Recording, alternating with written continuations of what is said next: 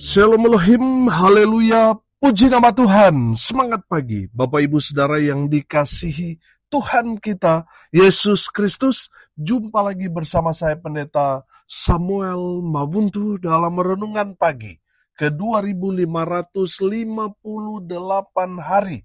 Renungan pagi ini mengudara, puji Tuhan. Bapak Ibu Saudara yang dikasihi Tuhan, sebelum kita membaca, mendengarkan, dan merenungkan firman Tuhan hari ini, mari kita berdoa, minta pimpinan Roh Kudus. Kita berdoa. Bapa di surga, berbicaralah kepada kami semua. Pakai firman Tuhan ini untuk menegur kami, menasihati kami, meneguhkan iman percaya kami, dan memberkati kami semua. Di dalam nama Tuhan Yesus yang adalah firman Allah yang hidup, kami berdoa. Amin. Haleluya. Bapak Ibu Saudara yang dikasihi Tuhan, bersama dengan saya kita akan belajar Alkitab dari kitab Kejadian sampai kitab Wahyu. Mari buka Alkitab kita. Kisah Para Rasul pasal 20 ayat 17 sampai ayat 20. Di bawah perikop perpisahan Paulus dengan para penatua jemaat Efesus. Demikian firman Tuhan. Karena itu, ia menyuruh seorang dari Miletus ke Efesus dengan pesan, supaya para penatua jemaat datang ke Miletus. Sesudah mereka datang, berkatalah ia kepada mereka, "Kamu tahu bagaimana aku hidup di antara kamu sejak hari pertama aku tiba di Asia ini. Dengan segala rendah hati, aku melayani Tuhan. Dalam pelayanan itu, aku banyak mencucurkan air mata dan banyak mengalami pencobaan dari pihak orang Yahudi yang mau membunuh aku. Sungguh pun demikian, aku tidak pernah melalaikan apa yang berguna bagi kamu. Semua kuberitakan dan kuajarkan kepada kamu, baik di muka umum maupun dalam perkumpulan-perkumpulan di rumah kamu." Amin, firman Tuhan, haleluya. Bapak Ibu Saudara yang dikasihi Tuhan, dari kebenaran firman Tuhan ini kita belajar dari Paulus bagaimana hidup sebagai seorang hamba Tuhan, seorang pelayan Tuhan. Seorang hamba Tuhan, hidupnya harus yang pertama menjadi teladan. Amin. Saudara perhatikan ayat 18. Sesudah mereka datang, berkatalah Paulus kepada mereka, "Kamu tahu bagaimana aku hidup di antara kamu sejak hari pertama aku tiba di Asia ini." Saudara yang dikasihi Tuhan, dari kebenaran firman Tuhan ini kita dapat menangkap bahwa Rasul Paulus hidupnya betul-betul menjadi berkat, menjadi teladan bagi murid-muridnya dan bagi jemaat di mana dia berada. Amin.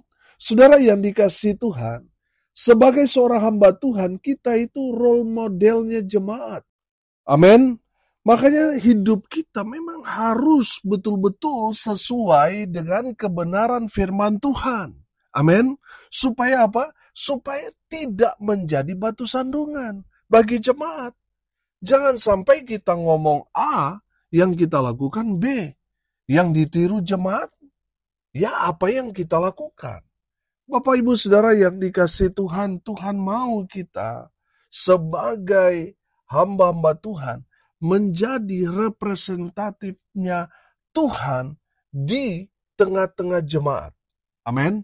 Bapak Ibu Saudara yang dikasihi Tuhan, kita harus menjadi teladan yang baik. Seorang hamba Tuhan, seorang gembala, pendeta, majelis, saudara harus menjadi teladan yang baik bagi jemaat Tuhan maupun orang-orang di luar kita. Saudara yang dikasihi Tuhan, Tuhan mau saudara menjadi teladan yang baik di tengah-tengah kehidupan saudara. Dimanapun saudara berada, saudara harus jadi teladan. Amin. Haleluya. Yang kedua, seorang hamba Tuhan hidupnya harus apa? Rendah hati. Saudara perhatikan ayat 19, di sana dikatakan, "Dengan segala rendah hati aku melayani Tuhan." Haleluya. Bapak Ibu Saudara yang dikasihi Tuhan, Seorang hamba Tuhan, namanya hamba, bukan bos. Ya kita harus tahu diri, siapa kita. Kita bukan bos, tetapi seorang hamba.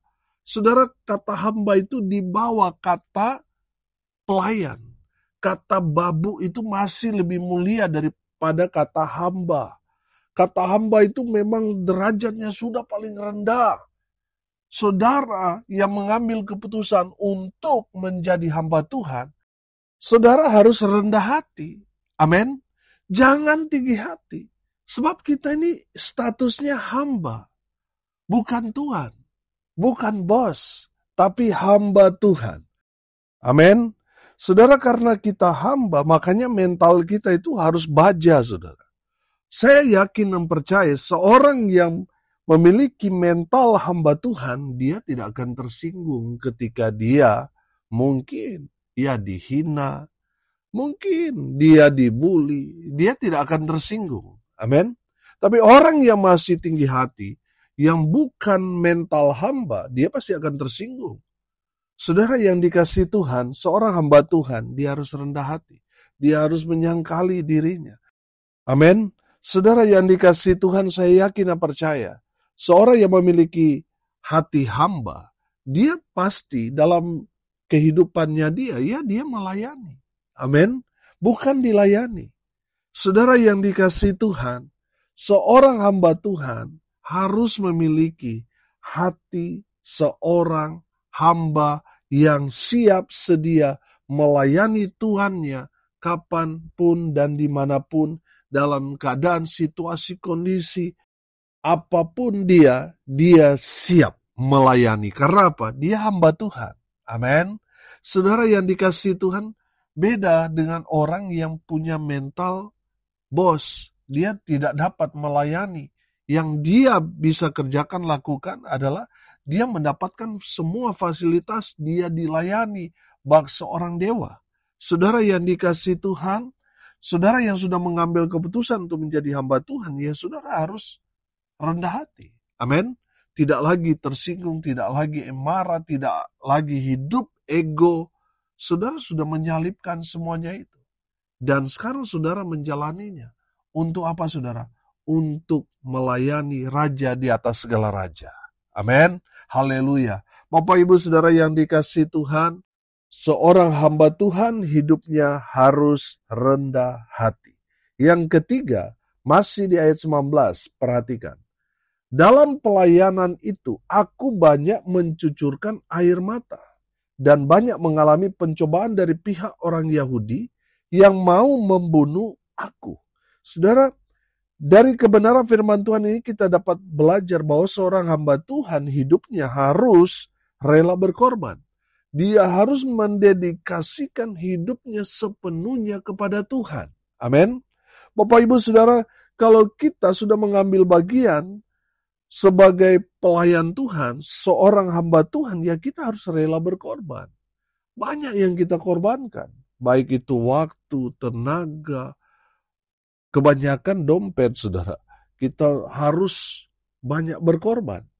Misalnya di dalam hal memberi, kita yang harus lebih besar daripada yang lain.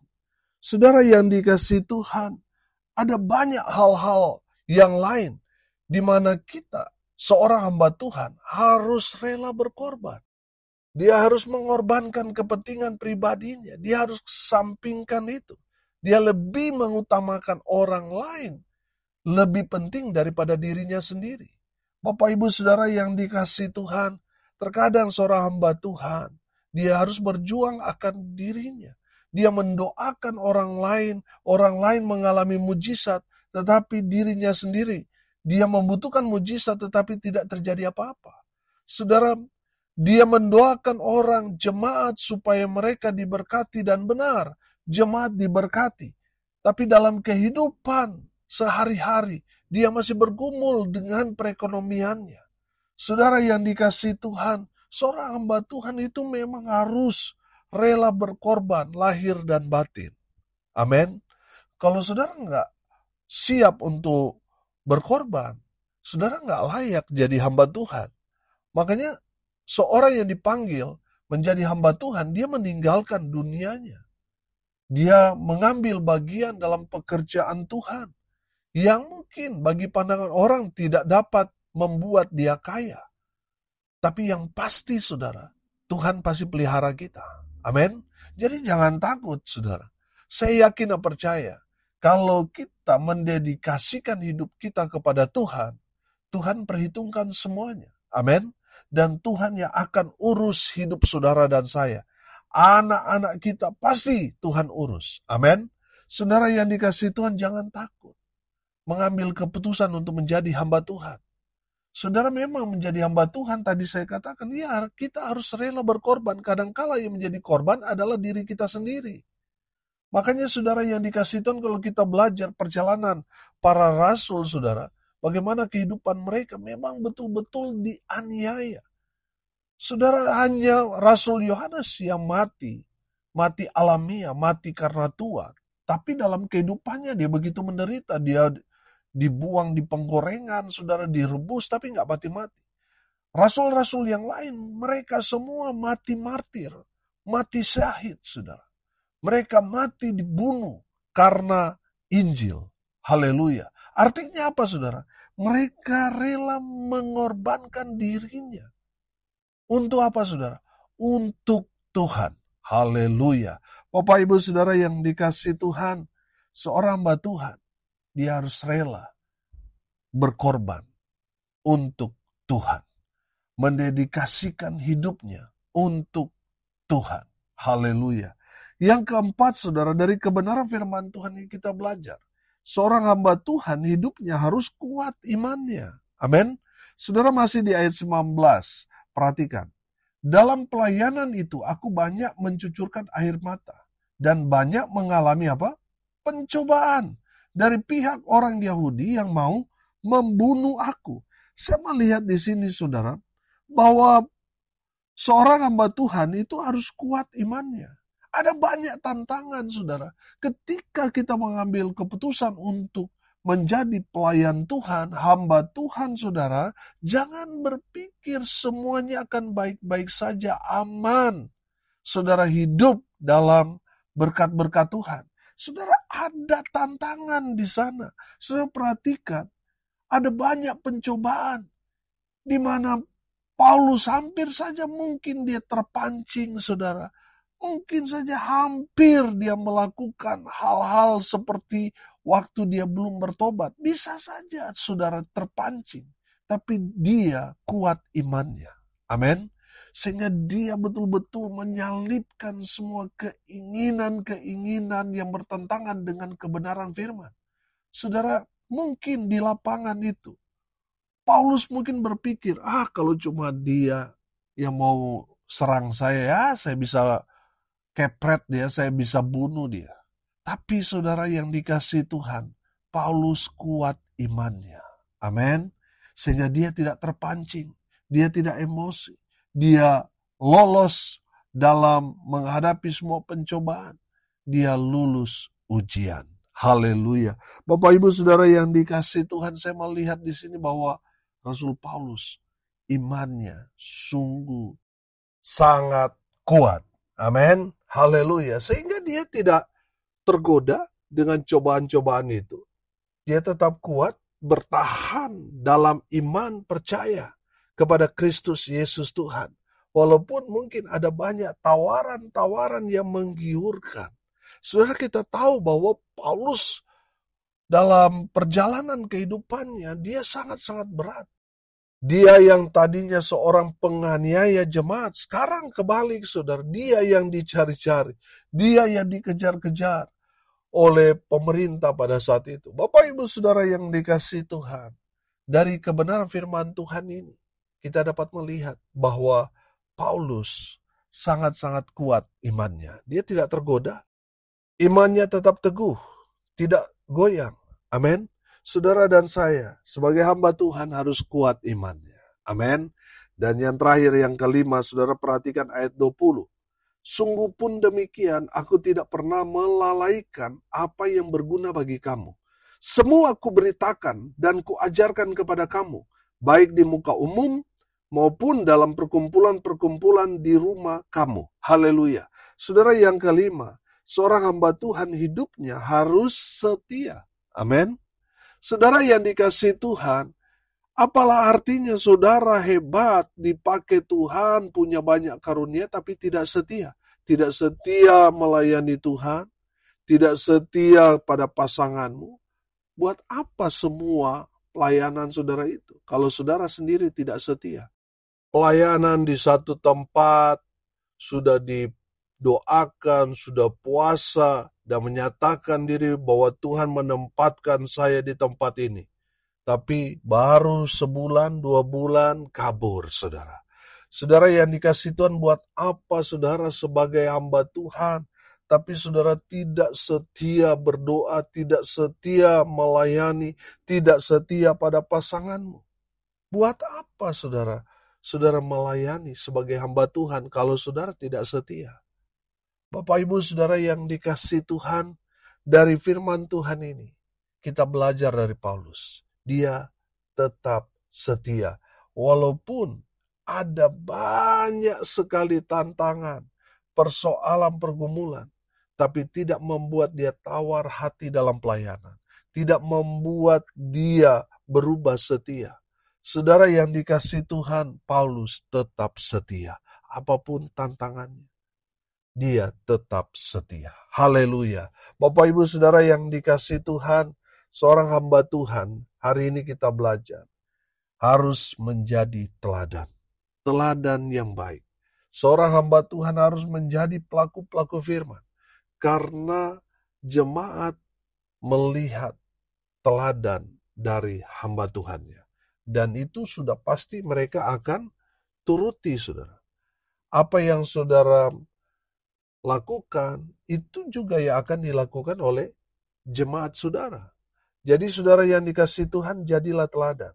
Seorang hamba Tuhan yang kedua apa? Rendah hati. Saya mau bilang saudara, kalau saudara hamba Tuhan tapi saudara tidak rendah hati, saudara tinggi hati, itu menandakan saudara bukan hamba Tuhan tapi hamba iblis. Kalau saudara tinggi hati. Karena karakter iblis itu apa? Tinggi hati, sombong. Jadi saudara yang sudah mengambil keputusan untuk menjadi hamba Tuhan, saudara harus hidup rendah hati. Yang ketiga, seorang hamba Tuhan itu harus mendedikasikan hidupnya kepada Tuhan.